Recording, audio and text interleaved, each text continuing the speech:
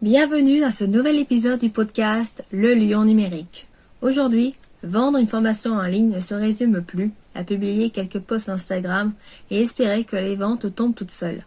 Les prospects ont besoin d'être convaincus, mais avant tout, ils veulent se sentir en confiance avant d'investir. Ils ont besoin de vous voir, de vous entendre, de comprendre votre manière de travailler.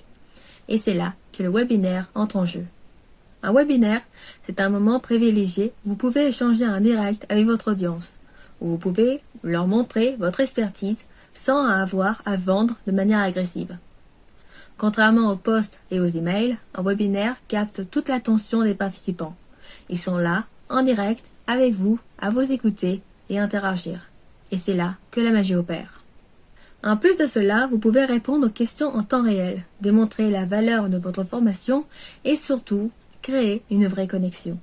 Parce qu'au final, les gens n'achètent pas juste une formation, ils achètent une transformation et la confiance qu'ils ont en vous. Et surtout, le webinaire joue sur un élément psychologique puissant, l'urgence et l'exclusivité. Le fait que ce soit un événement en direct pousse les gens à être présents et à prendre une décision plus rapidement. Et pour ceux qui n'ont pas pu venir, vous pouvez toujours proposer le replay. Je sais que l'idée de faire des webinaires peut être assez stressante.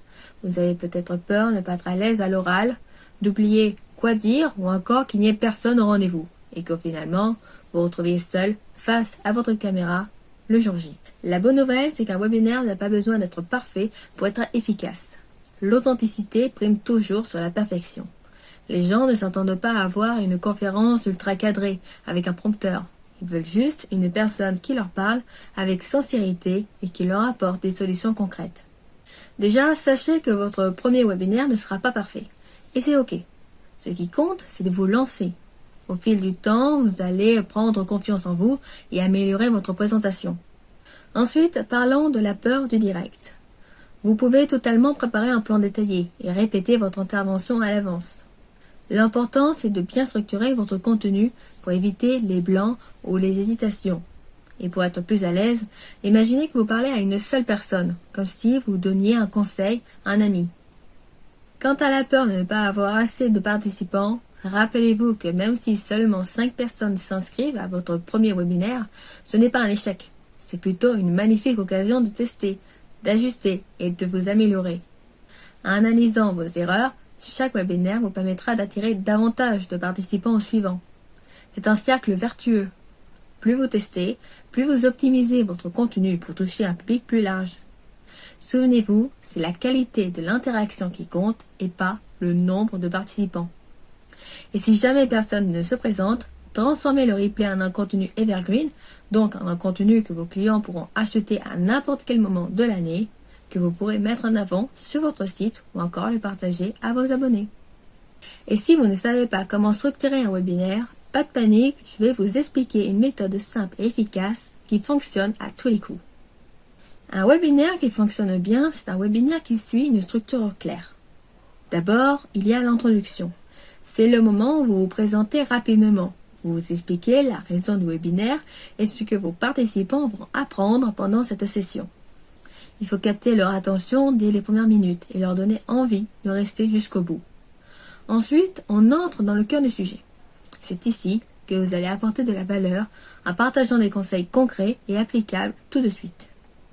Il ne s'agit pas de donner trop d'informations, mais plutôt de répondre à un problème précis que rencontre votre audience. Une fois que vous avez donné du contenu utile, il faut faire une transition en douceur vers votre offre. Si votre contenu est bien conçu, cela sera fluide et naturel.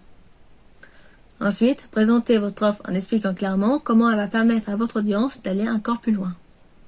Pendant le webinaire, pensez aussi à interagir avec votre audience. Posez-leur des questions, demandez-leur de réagir dans le chat. Plus ils se sentent impliqués, plus ils resteront attentifs jusqu'au bout. Maintenant, parlons des erreurs à éviter. Beaucoup de personnes qui se lancent dans les webinaires font les mêmes erreurs. La toute première, c'est de vouloir trop en dire. Un webinaire, ce n'est pas une formation complète. C'est une introduction à ce que vous proposez. C'est un avant-goût. Si vous donnez trop d'informations, votre audience risque d'être submergée et de repartir en se disant qu'elle a déjà tout ce dont elle a besoin. Deuxième erreur, c'est de faire un webinaire trop théorique. il faut du concret, des exemples, des démonstrations, des témoignages. C'est ce qui va le rendre vivant et engageant. Une autre erreur fréquente, c'est d'oublier l'appel à l'action. Si vous faites un webinaire très intéressant mais qui ne propose rien à la fin, vous ratez une opportunité énorme. Les gens ont besoin d'un petit coup de pouce pour agir. Enfin, ne négligez pas la technique. Testez votre matériel avant. Assurez-vous que votre micro fonctionne, que votre écran se partage correctement. Rien de pire qu'un problème technique au beau milieu du webinaire qui vous fait perdre toute crédibilité.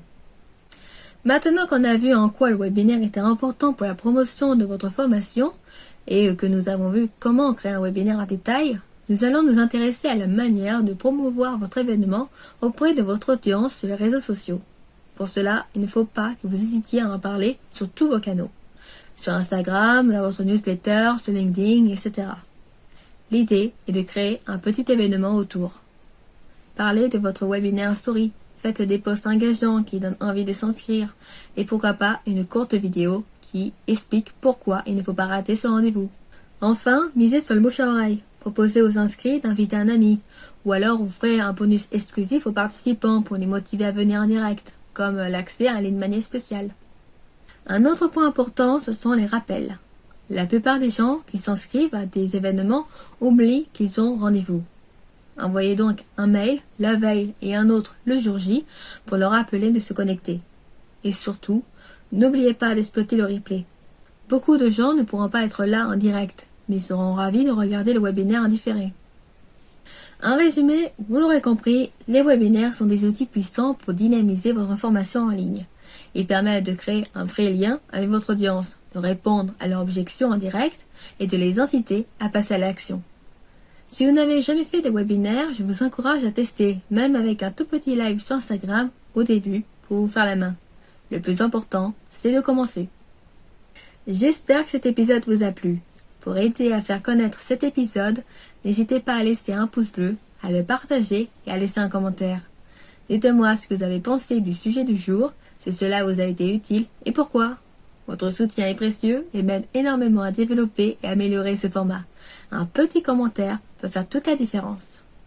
Retrouvez-moi un DM sur Instagram pour me faire part de vos problématiques actuelles. Je serai ravie de vous répondre. Encore merci pour votre soutien et vos retours. À très bientôt pour un prochain épisode.